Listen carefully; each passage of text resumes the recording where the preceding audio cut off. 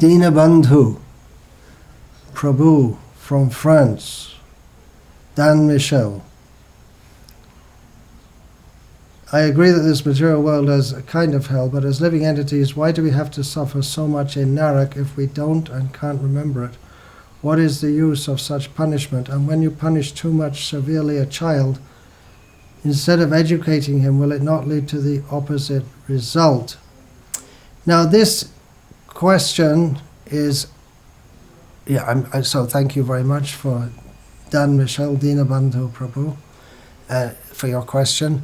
And this question is an expansion of, actually there are two questions there. So the first question is an expansion of the question, well, if there's reincarnation, why can't we remember it? And of course many people do remember it, either nowadays by hypnotic regression, and many children up to the age of 5, they remember it. And between these two processes, two phenomena, there is plenty of what we can call scientific evidence of reincarnation. And why don't we remember it? We don't remember it because we have come to this world to forget our eternal position as a servant of Krishna. We want to live in this world under the illusion that I am the enjoyer of my present situation, whether the situation is as a human being or a cat or a dog, or even in hell it's described that there's somehow or other there's some kind of pleasure, there's some illusion of pleasure even there, even in that suffering condition. So we don't remember because we want to have the illusion of being the enjoyer of our situation.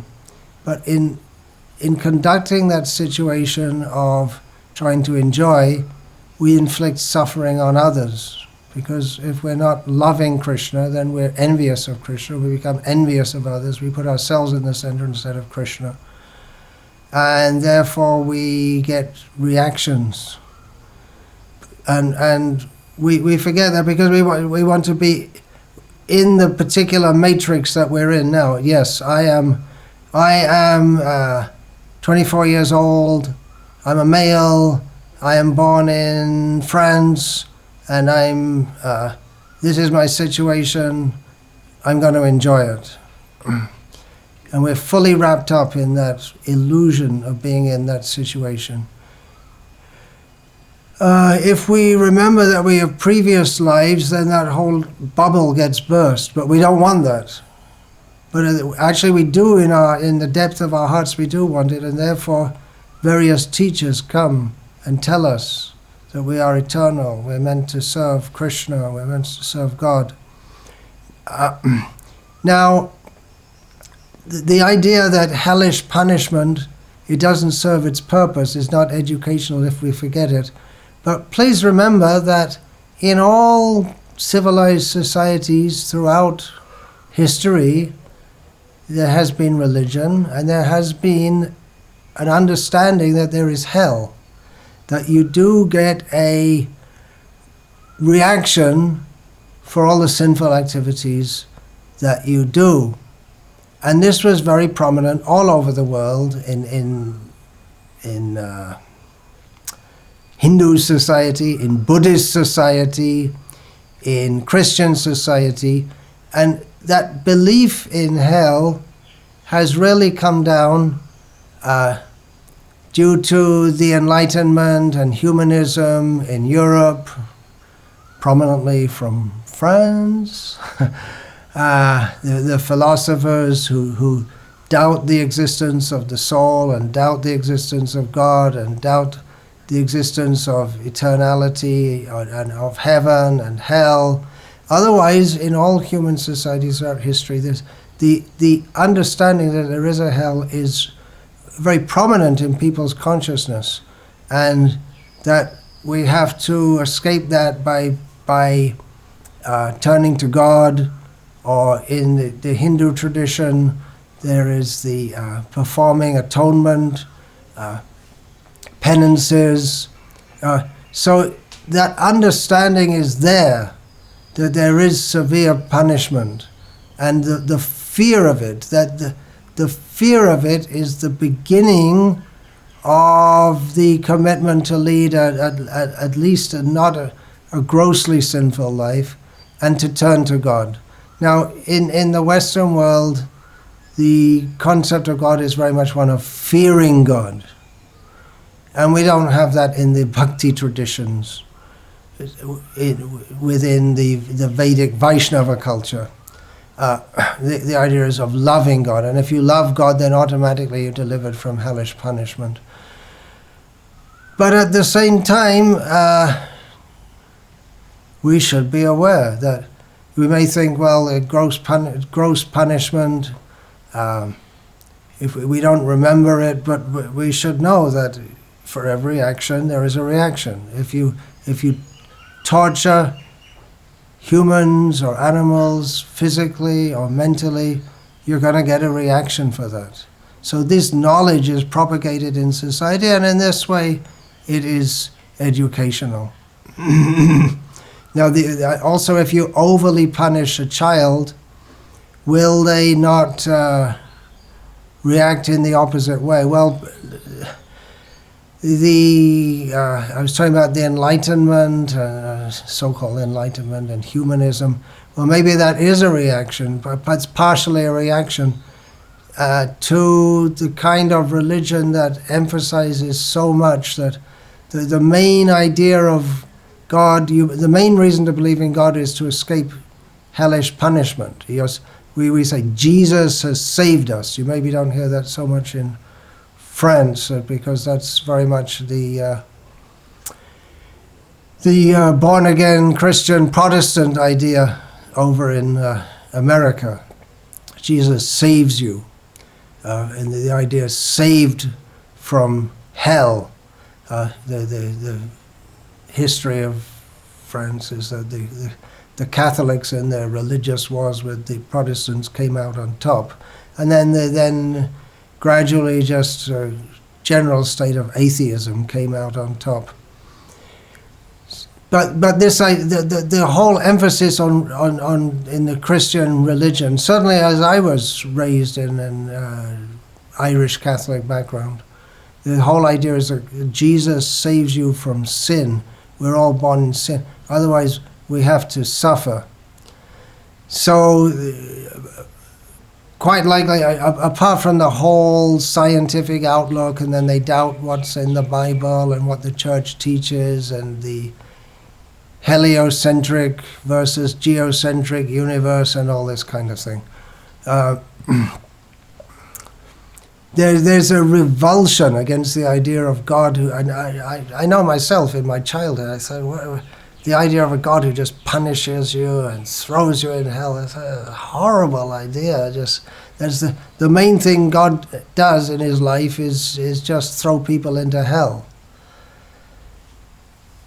So it may be that the idea of excess punishment, it does turn people off. But again, in the Vedic tradition, as I understand, there's reincarnation, and you do get punished severely, but then again you get another chance and another chance and another chance and another chance.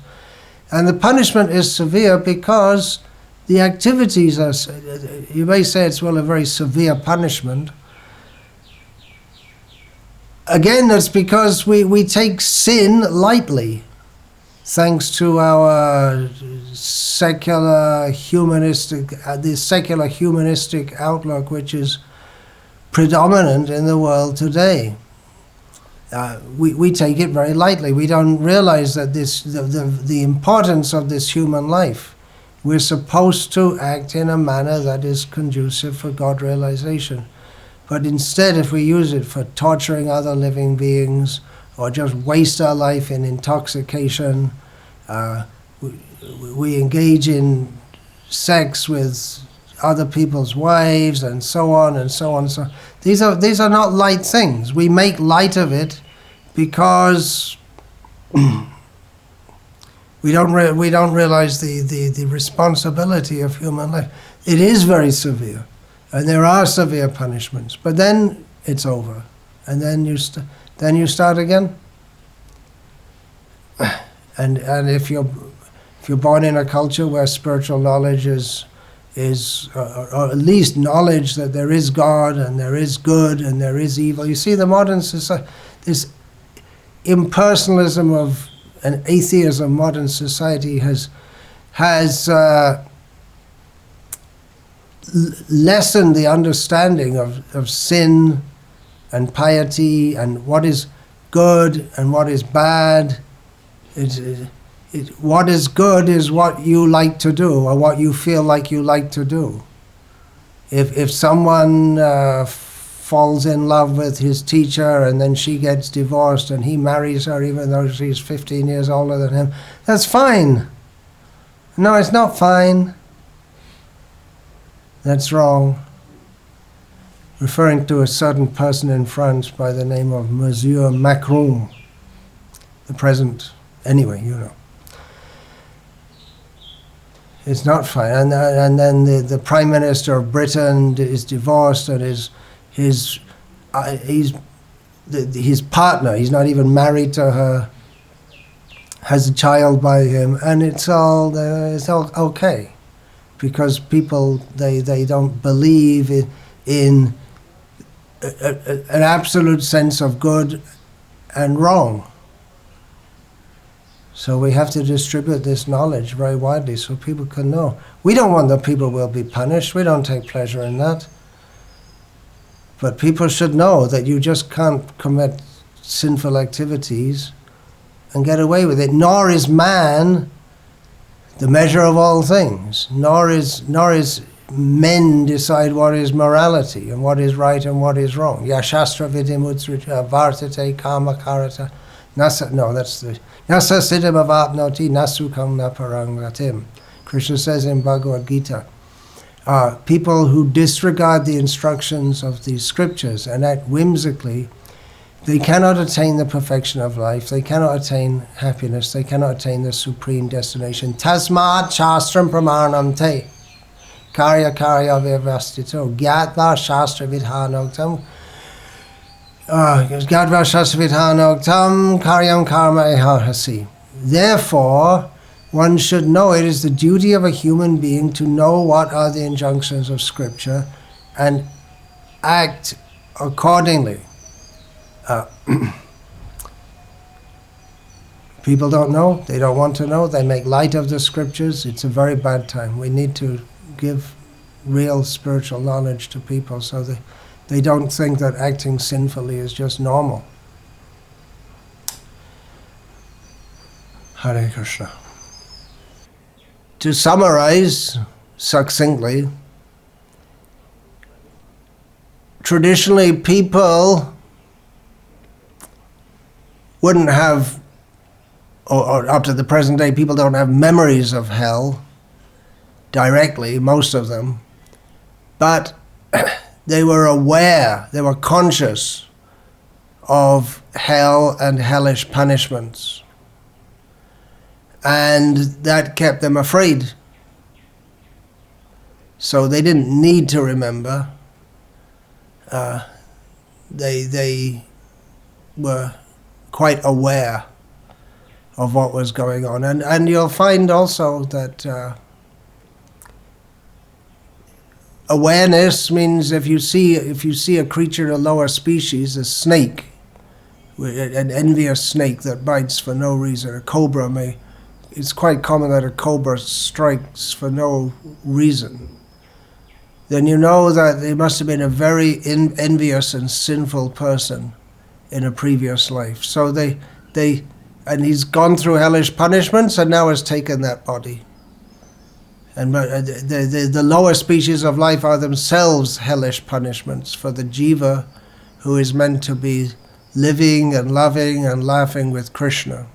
So one has to see through the eye of Shastra. Generally we think that seeing, due to our Western or secular atheistic education, we believe in what we see through the eyes or what we can experience through the senses. But this is not the way to understand topics of the soul. As Lord Krishna states in Bhagavad Gita, Utkramantang stitang vapi bhunjanam vagunan vitam vimurha nanu pashanti jnana chakshushaha. This verse is in relation to the process of rebirth. How does it go on? Krishna says that how the living being goes from one body to another, not exactly the specifics of it, but the mechanism of it.